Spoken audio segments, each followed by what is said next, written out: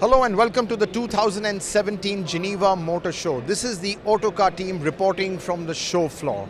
Nikhil, what are you looking forward to in this year's show? Well, there's a lot. Again, starting from the lower end, there is the Maruti Swift, which is obviously going to be very interesting for us. The Tata Racemo, again, big stuff.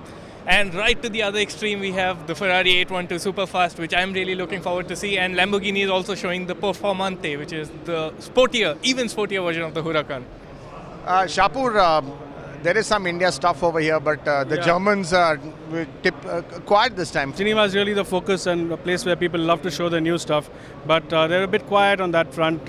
There's only one version of the Tiguan shown from Volkswagen, not much from Audi either. But of course, like Nikhil said, what I'm absolutely looking forward to seeing is that new Swift. I mean, the car has got so much importance for our market. It just sells in such big numbers, and of course, people love it. And Suzuki say they're going to put the focus back on driving. Of course, we can't test that here, but we can see how good the car is on the outside. So lots of relevant stuff really. Obviously, Tata Motors making a big play. Now, Tata Motors has actually tripled their stall size from past Geneva show. This is the 20th year Tata Motors has been at Geneva. They were here in 1998, and this time they've taken their biggest stall ever. So really a big show of commitment from Tata Motors, not just for future products in India, but for future products in Europe as well. And as both Nikhil and Shapur have said, there is that Suzuki Swift. So let's get down to the show floor quickly and have a look.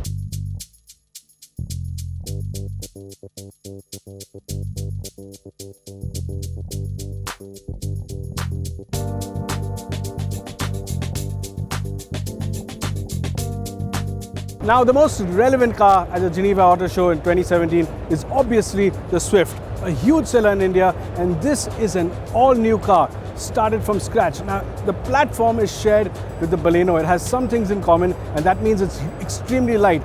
The lowest weight of this car, 840 kilos. Now, we're seeing the car for the first time in the flesh.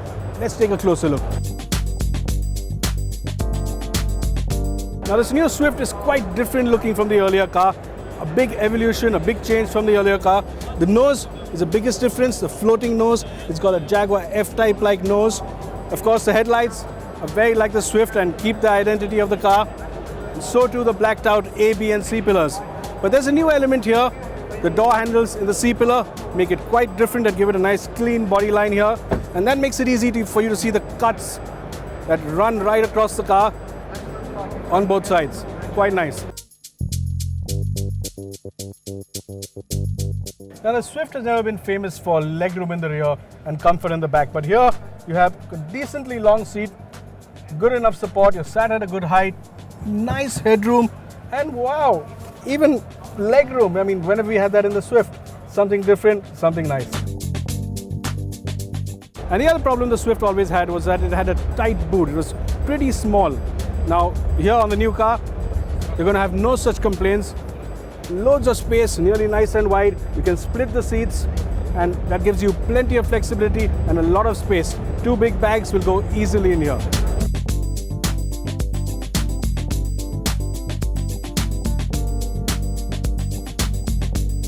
What I really like about the center console, of course, is this unstructured sort of design. You got the vents here, there's no defining line, you've got the touchscreen that pops out, and these three HVAC controls, well, they just work perfectly. Now, the new Swift on the inside has this lovely new steering wheel with these chrome bits. It looks quite upmarket and really nice to grip. Proper leather steering wheel, nice and sporty. So do these dials, pop up Alfa Romeo type. Lovely legible dials, white on black, classical stuff.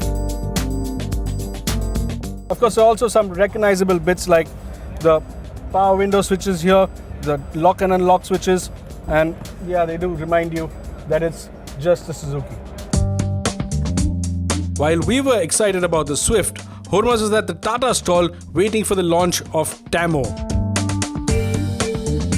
Well, I'm here at the Tata Motors stand, and what you see in front of me is their latest baby, the Tamo Racemo. Yes, this is a sports car, and that too a mid-engine sports car from Tata Motors. You better believe it. This is more than just a sports car though. This really is the new direction forward for the company. This is really the incubator. The Tamo brand is the incubator for new high-tech products, low-volume products like the Tamo Racemo. But let's take a closer look at the car. Now, as you can see, this car has got the right proportions, it's got the right road presence, it is a little compact. What this car also has are butterfly doors, not quite unique. We've seen them on the McLaren F1, but it really does give a bit of a wow factor to the Racemo. And what's really interesting is all the little design details and elements. In fact, this is really a showcase of Tata's design capabilities. Lots of cuts, lots of creases, but it's the interior as well, which we're going to have a look at.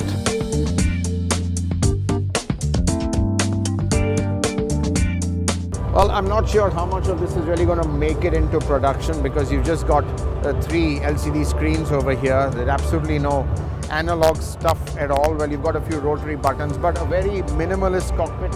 A cockpit that really is very, very functional in that sense. Transmission, they say you can see a 2-pedal layout over there, so clearly an automatic transmission is going to be an AMT. I don't know how well that's going to go in a car that's supposed to be sporty. I would have expected a dual clutch, but clearly this is all about keeping the cost low. This is about playing to Tata's DNA of really making something very, very cost effective and for good value for money.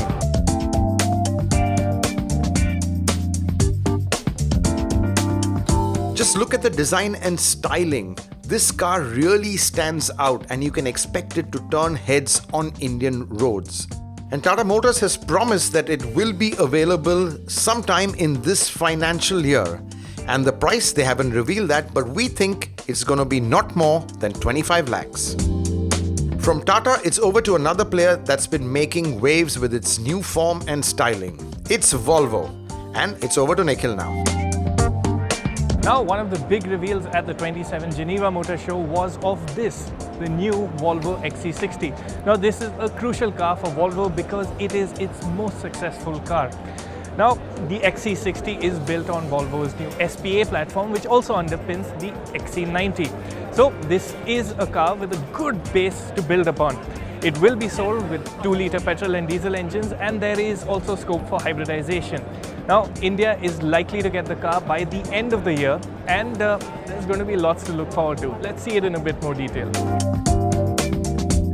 The front is characterized by the smart headlight with the Thor's hammer detailing, and the shape of the tail links it to the old XC60. Further, those attractive L-shaped taillights distinguish it from the larger XC90. Interestingly, Thomas Ingenlath, who heads design at Volvo, told us the team consciously steered away from an overly tough SUV look in favor of flowing smooth lines. The dash is dominated by a large portrait-oriented touchscreen that is your go-to place for most controls. Quality levels are really impressive. Occupants in the back get a touchscreen for the climate control system too. The rear seat is spacious and the boot is nice and large. The other big SUV that had us really excited was the new Range Rover Velar.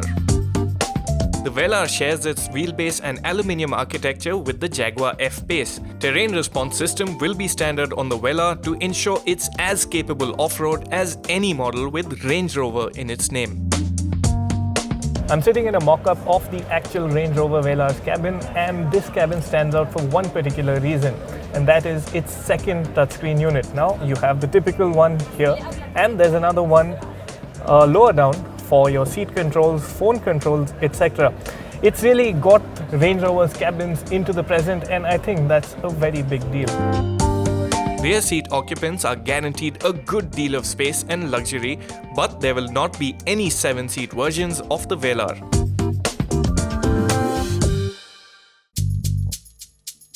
Another SUV of interest at the Geneva Motor Show was the Volkswagen Tiguan. This is the new Volkswagen Tiguan Allspace. Now, as you may already know, Volkswagen is set to launch the Tiguan SUV in India. So what is it that makes the Allspace special? If you look at it, this is a slightly longer version of the Tiguan, longer wheelbase and longer rear overhang. So where does the length come into the picture? 1 second.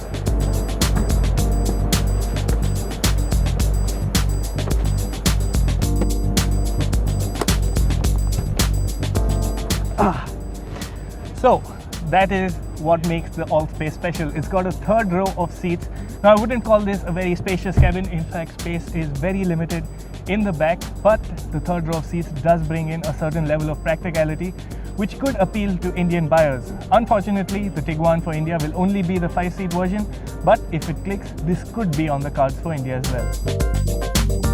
Talking SUVs, Jeep didn't have anything new to show per se, but there was one model of great interest to us. Jeep and India should be a match made in heaven. Jeep specializes in SUVs, India loves to buy SUVs. Unfortunately, the Grand Cherokee and the Wrangler are just too expensive. Now here's a Jeep that could just fit the bill for India. It will be affordable, it's the right size, and well, it could just take Jeep to the next level. It's called the Compass. Let's see it in more detail.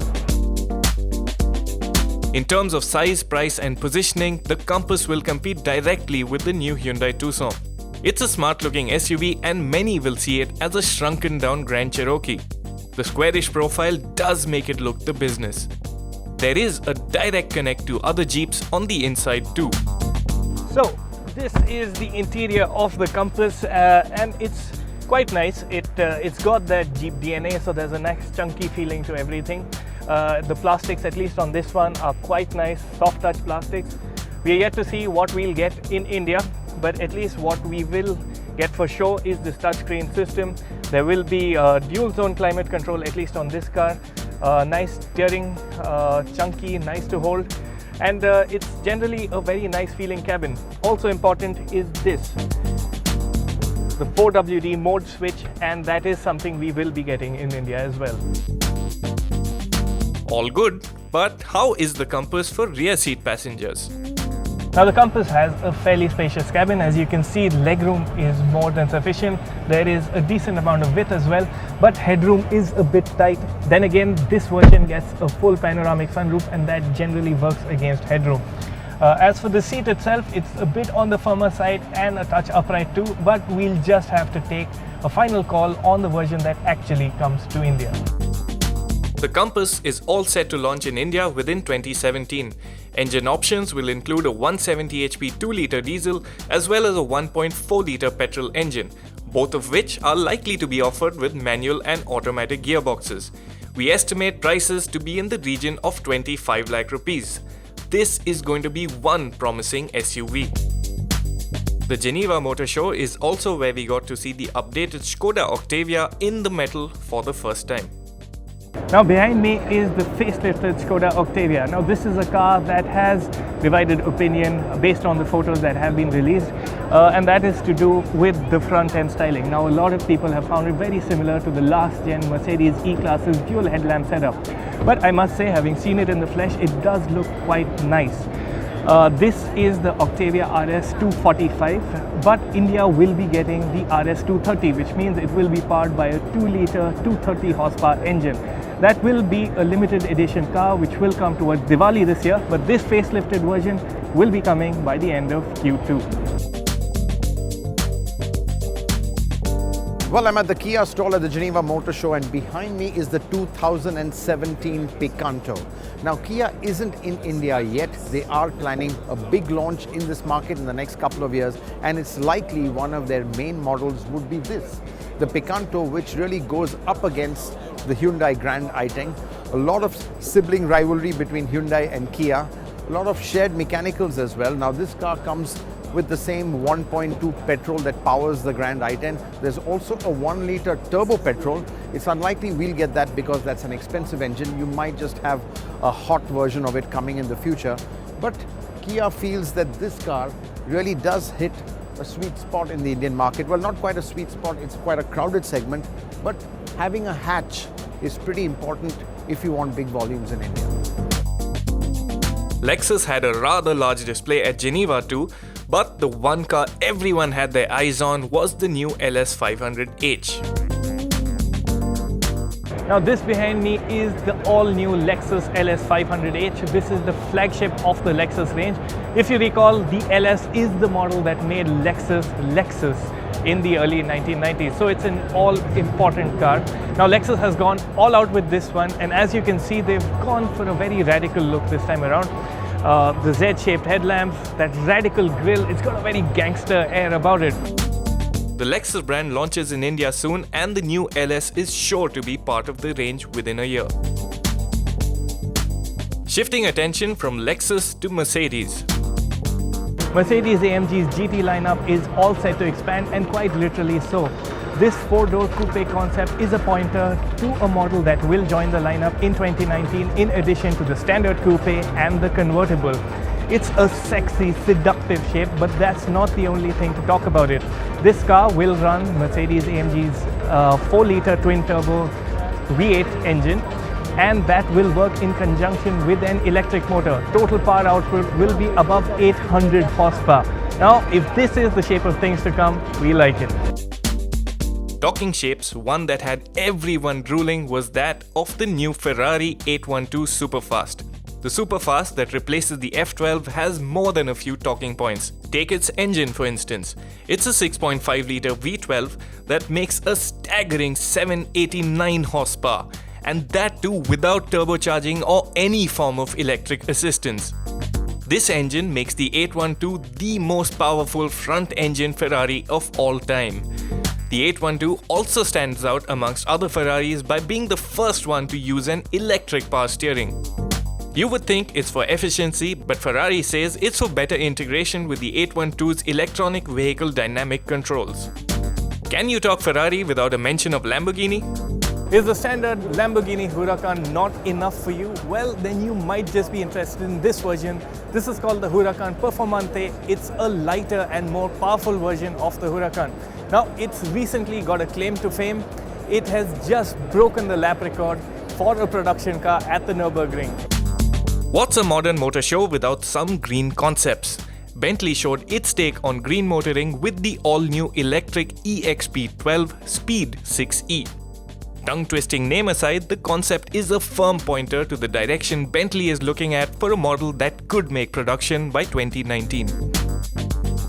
There was a lot else to see at the Geneva Motor Show 2017, and the good thing is a lot of the cars on display look set to make the journey from the show floor to the showroom floor in the very near future. That is a very good thing.